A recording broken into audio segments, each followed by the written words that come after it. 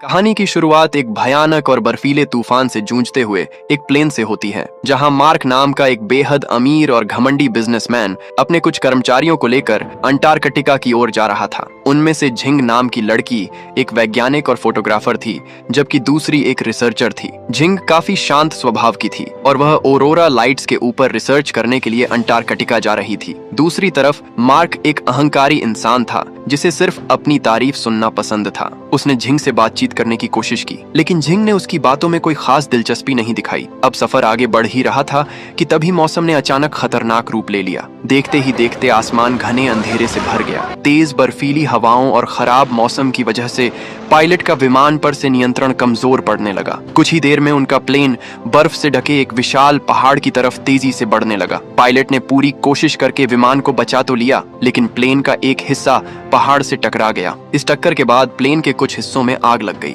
तभी विमान की एक खिड़की टूटकर बाहर उड़ गई और तेज हवा के झोंके के साथ पायलट भी बाहर जा गिरा, जिससे उसकी तुरंत मौत हो गई। अब प्लेन पूरी तरह बेकाबू हो चुका था। बिना पायलट के उड़ता हुआ वह एक सुनसान और बर्फीले इलाके में जाकर क्रैश हो गया। यह दुर्घटना इतनी भयानक थी कि किसी के भी बचने की उम्मीद लगभग खत्म हो चुकी थी, लेकिन किस्मत ने मार्क का साथ दिया और वह जिंदा बच गया। वह बर्फ पर बेहोशी की हालत में पड़ा था। कुछ समय बाद जब उसे होश आया तो वह तुरंत टूटे हुए विमान की तरफ भागा। अंदर पहुंचकर उसने देखा कि रिसर्चर लड़की की हालत बेहद गंभीर थी और वह हिलने डुलने की स्थिति में भी नहीं थी। तभी उसकी नजर झिंग पर पड़ी, जिसका पैर लोहे के एक भारी टुकड़े के नीचे बुरी तरह फंसा हुआ था। मार्क ने सबसे पहले रिसर्चर लड़की को प्लेन से बाहर निकाला। इसके बाद वह दोबारा अंदर गया और झिंग को छुड़ाने की कोशिश करने लगा, लेकिन जैसे ही उसने लोहे का भारी टुकड़ा हटाने के लिए जोर लगाया, तभी नीचे की बर्फ धंसने लगी। अगर बर्फ टूट जाती तो पूरा प्लेन बर्फीले पानी में समा जाता और उनके बचने की कोई संभावना नहीं रहती। यह देखकर मार्क घबरा गया और तुरंत अपना सामान लेकर बाहर निकल आया, लेकिन झिंग की ऐसी हालत देखकर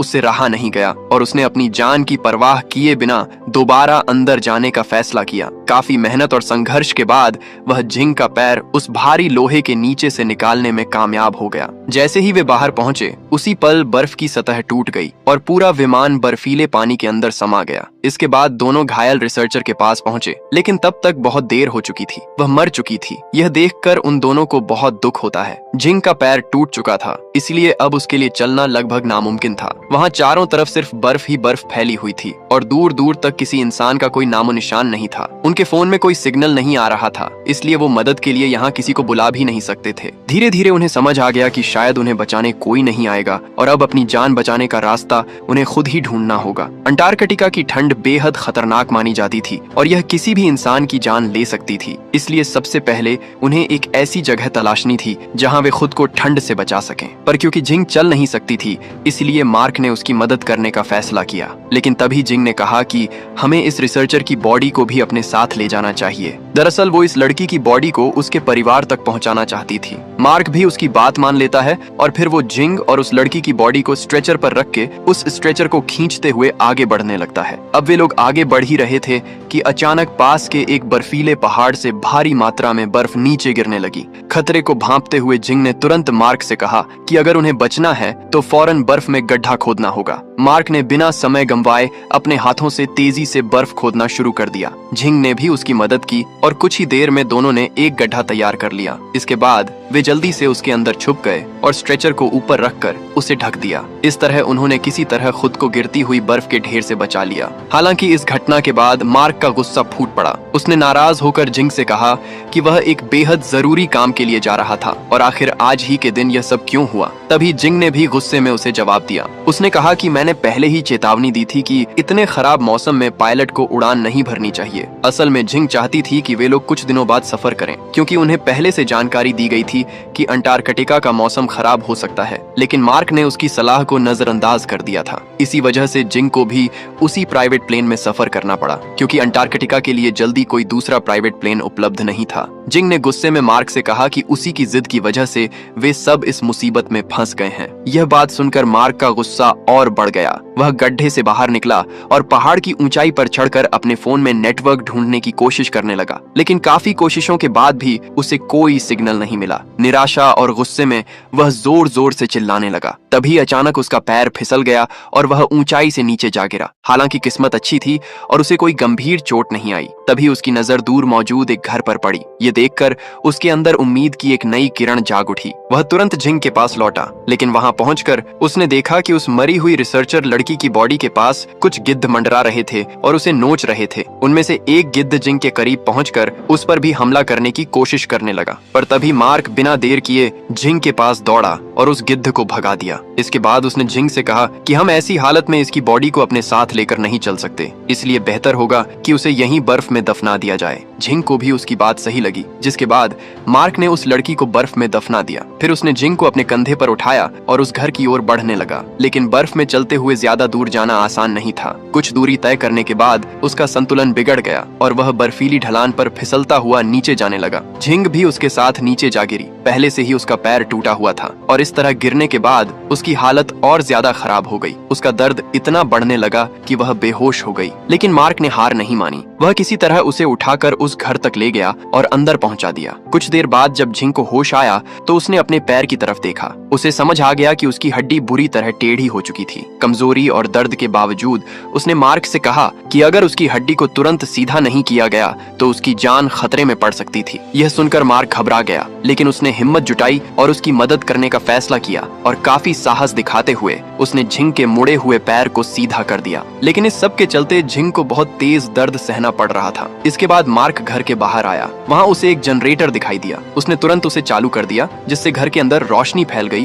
और हीटर भी चलने लगा। फिर जब वह वापस अंदर आया तो उसे वहाँ खाने पीने का सामान, गैस सिलेंडर और कई जरूरी चीजें मिली, जिन्हें देखकर वह बेहद खुश हो गया। लेकिन तभी झिंग ने सामान की एक्सपायरी डेट देखकर बताया कि उसमें से कुछ चीजें खराब हो चुकी हैं। उसने अनुमान लगाया कि लगभग 2 साल पहले तक कोई यहाँ रहा होगा और यह उन्हीं का बचा हुआ सामान था। इसके बाद झिंग ने मार्क को बताया कि औरोरा स्टेशन वहाँ से करीब 20 किलोमीटर दूर है। उसने कहा कि अगर वे किसी तरह वहाँ तक पहुँच गए तो उनकी जान बच सकती है। यह सुनकर मार्क के चेहरे पर उम्मीद लौट आई। वह उत्साहित होकर बोला कि आखिरकार उन्हें बचने का रास्ता मिल ही गया। लेकिन झिंग अब भी परेशान थी। उसने कहा कि उसे सिर्फ इतना पता है कि स्टेशन 20 किलोमीटर दूर है, लेकिन यह नहीं पता था कि हमें किस दिशा में जाना है। फिर उसने एक और डरावनी बात बताई। झिंग ने कहा, जनरेटर डीजल से चलता है और अगर वे उसे हर रात सबसे ठंडे समय में लगभग 8 घंटे चलाते रहे तो उसमें मौजूद डीजल केवल 75 दिनों तक ही चल सकता है। इसका मतलब था कि अगर 75 दिनों के अंदर वे सही रास्ता नहीं ढूंढ पाए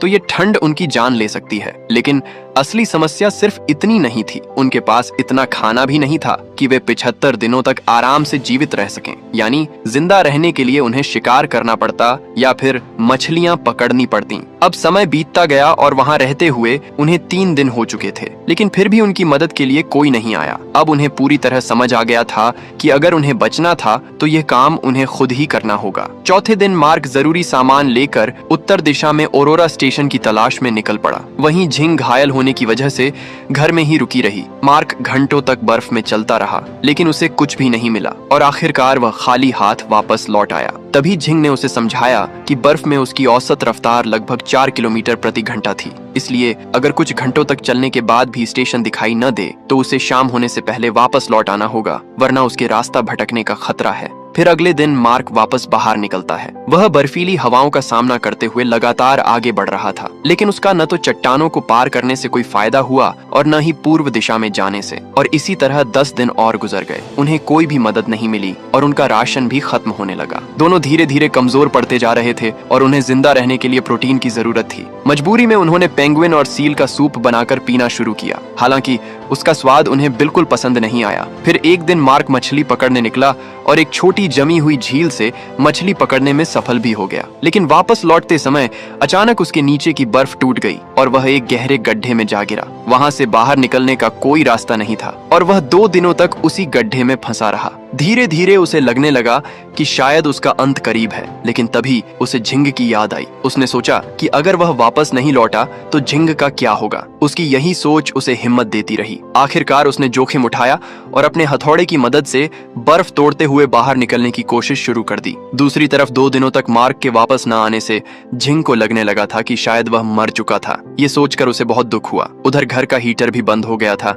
जिससे ठंड असहनीय होती जा रही थी। वही झिंग काफी मुश्किल से रेंगते हुए बाहर निकली और जनरेटर तक पहुंची। उसने उसे चालू करने की कोशिश की, लेकिन वह नहीं चला। दर्द, कमजोरी और ठंड से टूट चुकी झिंग ने आखिरकार अपनी जान खत्म करने का फैसला कर लिया। उसने अपने हाथ की नस काट ली और कुछ ही देर बाद बेहोश हो गई। इधर मार्क किसी तरह बर्फ के गड्ढे से बाहर निकलने में सफल हो गया। बाहर आते ही वह तेजी से घर की ओर दौड़ा, लेकिन घर पहुंचने पर झिंग उसे अंदर नहीं मिली। यह देखकर वह घबरा गया। जब वह बाहर निकला तो उसने देखा कि झिंग जनरेटर के पास बेहोश पड़ी थी। मार्क तुरंत उसे उठाकर घर के अंदर ले गया और उसके कटे हुए हाथ पर कपड़ा बांध दिया। कुछ समय बाद जब झिंग को होश आया तो मार्क ने उसे समझाया कि वे जरूर वहां से बाहर निकलेंगे और उसे हिम्मत नहीं हारनी चाहिए। उसने झिंग से वादा करने को कहा कि वह दोबारा खुद को नुकसान पहुंचाने की कोशिश नहीं करेगी। वही मार्क को उसकी परवाह करते देख झिंग भावुक हो गई। अगले दिन मार्क फिर से मदद की तलाश में निकल पड़ा, लेकिन घंटों चलने के बाद भी उसे कुछ हासिल नहीं हुआ और इस तरह वहां रहते हुए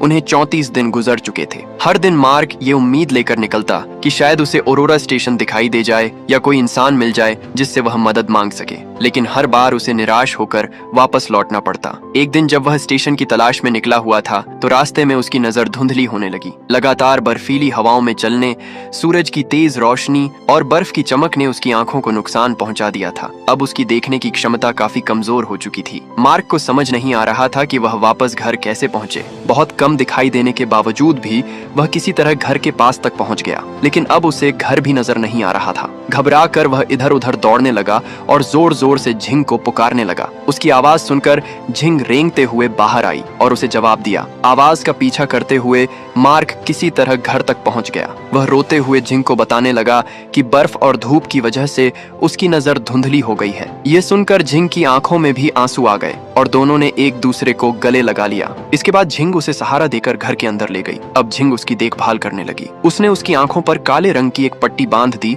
ताकि उसकी आंखों को ठंड और तेज रोशनी से आराम मिल सके। वह पतला कपड़ा था, इसलिए मार्क को उसमें से थोड़ा बहुत दिखाई देता था, लेकिन उसकी नजर अब भी पूरी तरह ठीक नहीं हुई थी। दूसरी तरफ झिंग भी अभी चलने की हालत में नहीं थी। ऐसे मुश्किल समय में दोनों एक दूसरे का सहारा बन गए। झिंग उसे रास्ता बताती और मार्क घर के काम संभालता। धीरे धीरे दोनों के बीच दूरी कम होने लगी और उनका रिश्ता पहले से कहीं ज्यादा गहरा हो गया। पहले झिंग को मार्क बिल्कुल पसंद नहीं था, लेकिन अब उसके मन में भी मार्क के लिए फीलिंग्स पैदा होने लगी थीं। कुछ समय बाद मार्क को पहले की तरह दिखाई देने लग गया, जिसके बाद उसने फिर से बाहर जाने की तैयारी की। इस बार उसकी आंखों पर काला कपड़ा बंधा हुआ था ताकि तेज रोशनी और बर्फीली हवाओं का सीधा असर उसकी आंखों पर न पड़े। जिसके बाद वह एक बार फिर ऑरोरा स्टेशन की तलाश में निकल पड़ा। आगे बढ़ते हुए उसे एक जमी हुई झील में कई मछलियां दिखाई दी और वह उन्हें देखने लगा, लेकिन तभी अचानक झील की बर्फ टूटने लगी। मार्क ने खुद को संभालने और वहां से निकलने की कोशिश की, मगर बर्फ लगातार टूटती रही। आखिरकार वह ठंडे पानी में जा गिरा। तेज बहाव उसे अपने साथ बहा कर ले जाने लगा। बाहर निकलने का कोई रास्ता दिखाई नहीं दे रहा था, इसलिए वह घबरा गया। तभी उसकी नजर कुछ पेंगुइनों पर पड़ी। उसने उनका पीछा किया और किसी तरह झील से बाहर निकलने में सफल हो गया। हालांकि ठंड की वजह से उसकी हालत बेहद खराब हो चुकी थी। अब उसमें आगे बढ़ने की ताकत नहीं बची थी। उसने घर लौटने का फैसला तो किया, लेकिन वह ठीक से खड़ा तक नहीं हो पा रहा था। यहाँ तक कि अपने पैर उठाना भी उसके लिए मुश्किल हो गया था। फिर भी उसे एक बात अच्छी तरह पता थी, चाहे कुछ भी हो जाए, उसे झिंग के पास वापस पहुंचना ही होगा। मार्क किसी तरह खुद को संभालता रहा और बर्फीली हवाओं से लड़ते हुए धीरे धीरे घर की ओर बढ़ता रहा। उसकी हालत इतनी खराब हो चुकी थी कि हर कदम उठाना उसके लिए किसी संघर्ष से कम नहीं था। फिर भी वह हार नहीं मानता और आखिरकार किसी तरह घर तक पहुंच जाता है। जैसे ही वह घर के अंदर दाखिल होता है, उसकी सारी ताकत जवाब दे देती है और वह वहीं बेहोश होकर गिर पड़ता है। झिंग तुरंत उसके पास पहुंचती है। वह उसे अपने सीने से लगाकर अपने पास सुला लेती है ताकि उसके शरीर को गर्माहट मिल सके और उसकी जान बचाई जा सके। अगली सुबह जब मार्क की आंख खुलती है तो वह देखता है कि झिंग उसके बिल्कुल पास सो रही थी। उस पल को महसूस करते हुए उसके चेहरे पर हल्की सी मुस्कान आ जाती है। इसके बाद समय धीरे धीरे आगे बढ़ता रहा। अब उन्हें उस घर में रहते हुए 48 दिन बीत चुके थे। जो मार्क पहले बेहद घमंडी और सिर्फ अपने बारे में सोचने वाला इंसान था, वह अब इन कठिन परिस्थितियों और झिंग के साथ बिताए समय की वजह से जिंदगी का असली मतलब समझने लगा था। एक दिन बाहर तलाश करते हुए उसे एक अजीब सी चीज मिली। पहले तो उसे लगा कि शायद वह कोई उल्का पिंड है, इसलिए उत्साहित होकर वह उसे झिंग के पास ले गया। लेकिन जांच करने के बाद उन्हें पता चला कि वह कोई उल्का पिंड नहीं बल्कि इंसानों का ह्यूमन वेस्ट था। यह बात जानकर मार्क के मन में एक नई उम्मीद जाग उठी। उसे लगा कि अगर ये चीज उस इलाके तक पहुंची थी तो संभव है कि उस दिशा में कहीं इंसान भी मौजूद होंगे, इसलिए अगर वह उसी तरफ आगे बढ़े तो शायद उसे मदद मिल सकती है। इसी दौरान अचानक झिंग की नाक से खून बहने लगा। यह देखकर मार्क घबरा गया। तब झिंग ने उसे बताया कि उसके शरीर में विटामिन सी की गंभीर कमी हो चुकी है। उसने कहा कि इसी वजह से उसकी हालत लगातार बिगड़ रही थी और अगर ऐसा ही चलता रहा तो वह धीरे धीरे मर सकती है। फिर उसने मार्क से कहा कि वह उसकी चिंता छोड़ दे और जितनी जल्दी हो सके मदद ढूंढकर वहां से निकल जाए। लेकिन मार्क ने उसकी बात मानने से इनकार कर दिया। उसने झिंग को एक कुर्सी पर बैठाया और उससे कहा कि चाहे हालात कैसे भी हों, चाहे वह उसके साथ रहे या न रहे, लेकिन वह हमेशा उसके साथ रहेगा। उसने यह भी कहा कि इस दुनिया के अंत तक वह सिर्फ उसी से प्यार करेगा। अब मार्क की बातें सुनकर झिंग भावुक हो गई और पहली बार उसने भी अपने दिल की बात उससे कही। उसने बताया कि अगर वह जिंदा बच गई तो अपनी पूरी जिंदगी उसके साथ बिताना चाहेगी। ये सुनकर दोनों की आंखें भर आईं और वे एक दूसरे को गले लगाकर रोने लगे। अगले दिन जब मार्क मदद की तलाश में निकलने वाला था तब झिंग ने उसे रोक लिया। उसने कहा कि वह वापस न आए क्योंकि वह नहीं चाहती थी कि उसकी वजह से मार्क की जान खतरे में पड़े। लेकिन मार्क ने उसकी बात नहीं मानी। वह रोज की तरह मदद की तलाश में निकलता और शाम तक वापस लौट आता। फिर एक दिन उसकी मेहनत आखिरकार रंग ले ही आई। जब वह आगे बढ़ रहा था तभी दूर उसे ओरोरा स्टेशन दिखाई दे गया। यह देखकर उसकी खुशी का ठिकाना नहीं रहा। वह तुरंत वहां पहुंचा और लोगों से मदद मांगी। उसने उन्हें पूरी कहानी बताई और कहा कि वहां एक लड़की फंसी हुई थी जिसे बचाना बेहद जरूरी है। इसके बाद वह रेस्क्यू टीम के साथ गाड़ी में बैठकर उस घर की ओर रवाना हो गया जहां झिंग मौजूद थी। लेकिन जैसे ही वे लोग घर के करीब पहुंचे उन्होंने दूर से एक भयानक दृश्य देखा। पहाड़ की तरफ से बर्फ का एक विशाल ढेर तेजी से नीचे आ रहा था। यह एक बड़ा हिमस्खलन था। खतरे को देखते हुए उन्हें अपनी गाड़ी मोड़नी पड़ी, लेकिन तब तक बहुत देर हो चुकी थी। कुछ ही क्षणों में बर्फ का वह विशाल ढेर घर पर टूट पड़ा जिस घर के अंदर झिंग मौजूद थी और पूरे घर को तबाह कर गया। यह दृश्य देखकर मार्क जोर से चीख उठा और सदमे और दर्द की वजह से वह वहीं बेहोश हो गया। थोड़ी देर बाद जब उसे होश आया तो उसने खुद को ओरोरा स्टेशन के अस्पताल में पाया। अब उसके मन में सिर्फ झिंग की यादें थीं। उसके पास झिंग की एक किताब मौजूद थी और उसी किताब के अंदर उसका लॉकेट रखा हुआ था। मार्क उसे देखकर भावुक हो गया। कुछ समय बाद वह स्टेशन से बाहर निकला। रात का समय था। वह एक मोटर बाइक लेकर उस जगह की ओर निकल पड़ा जहां वह घर हुआ करता था और जहां वे दोनों इतने दिनों तक फंसे रहे थे। जब वह वहां पहुंचा तो उसे अपनी आंखों पर विश्वास नहीं हुआ। झिंग वहां मौजूद थी। सबसे हैरानी की बात यह थी कि वह अब भी जिंदा थी। उसे सुरक्षित देखकर मार्क की खुशी का कोई ठिकाना नहीं रहा। वह तुरंत उसके पास पहुंच गया। आखिरकार दोनों मौत के मुंह से बाहर निकलने में सफल हो गए थे। अब उनके सामने एक नई जिंदगी थी जिसे वे साथ मिलकर शुरू करने वाले थे। और दोस्तों, इसी के साथ इस फिल्म की कहानी यहीं खत्म हो जाती है।